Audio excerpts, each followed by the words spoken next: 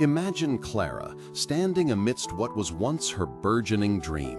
Rows of young, vibrant plants, carefully nurtured from seed, now lay wilted and discolored. Months of tireless effort, countless hours of planning, and the collective hope of an entire community, all seemingly undone by an unexpected, virulent blight that swept through the community garden overnight. A wave of despondency washed over her, heavy and cold. She had poured her heart into this project, envisioning fresh produce for local families, a green sanctuary for children to learn and play, a hub of connection and shared purpose. Her intentions had been pure, her efforts meticulous. Yet here was the stark, undeniable reality of failure.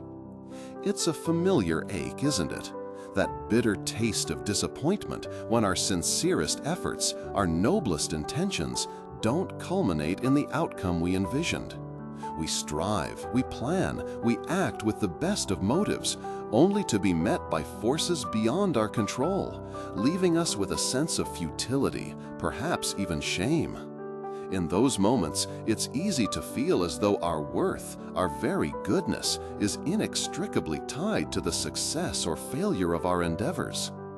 But what if there was another way to measure our actions, another source of peace that remained unshaken by the capriciousness of external events? This is precisely where the ancient philosophy of Stoicism offers a profoundly liberating perspective. The Stoics understood that while we exert our will upon the world often has a will of its own. For a Stoic, the true measure of an action lies not in its eventual result, which is largely outside our sphere of influence, but in the moral intention behind it. It's about the wisdom, courage, justice, and temperance with which we choose to act. These are the virtues that reside within us, under our absolute control. The outcome, however, is merely the ball bouncing after we've released it, subject to the winds of the wind, the uneven ground, or another player's unexpected move. Think of Clara and her garden. While the blight was devastating, what truly belongs to Clara? Not the thriving plants, for they were susceptible to nature. What belonged to her was the integrity of her planning, the generosity of her spirit in serving the community, her persistence in rallying volunteers, her courage in undertaking such an ambitious project. These internal qualities, her moral choices, remained untainted by the blight. The garden's failure did not diminish her virtue. In fact, her virtuous response to the failure might even amplify it. Consider a surgeon. She performs a complex operation with unparalleled skill, precision, and dedication. Every decision is made with the patient's best interest at heart, guided by years of rigorous training and deep compassion. The surgery itself is flawless. Yet, despite her perfect execution and noble intention, unforeseen complications arise post-operatively, leading to a tragic outcome. Should the surgeon be consumed by guilt, feeling that her skill or worth is diminished? A Stoic would say no. Her worth, her professional integrity, rested in the quality of her action, the excellence of her effort, and the purity of her intention. The outcome, while heartbreaking, was ultimately beyond her complete control. Her peace, therefore, is found in knowing she acted justly, wisely, and skillfully. This isn't about shrugging off responsibility or becoming indifferent to results. We should always strive for the best possible outcome, using our reason and effort. But it's about understanding the boundaries of our control. We control our choices, our efforts, our attitudes, and our intentions.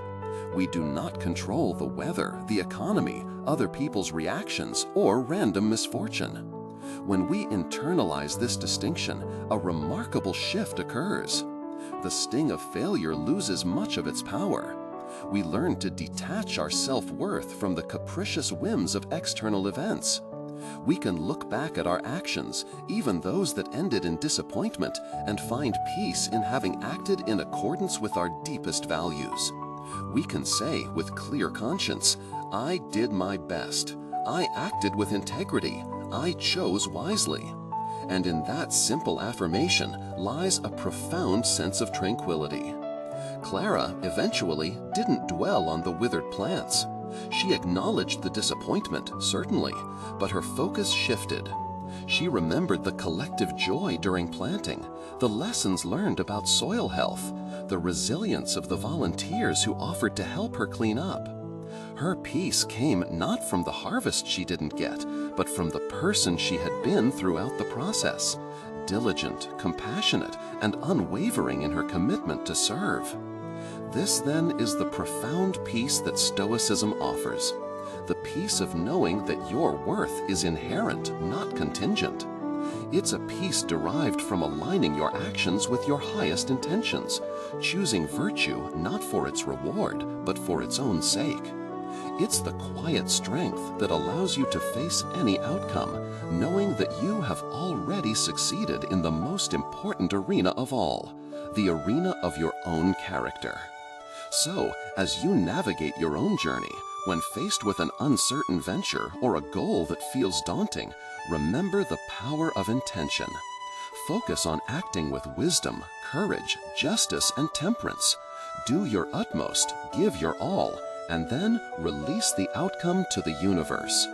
In doing so, you master not the world, but yourself, finding a deep, abiding peace that no external circumstance can ever diminish. What are your thoughts on intention versus outcome? How do you find peace when things don't go as planned? Share your reflections in the comments below. If this discussion resonated with you, please consider subscribing for more journeys into timeless wisdom.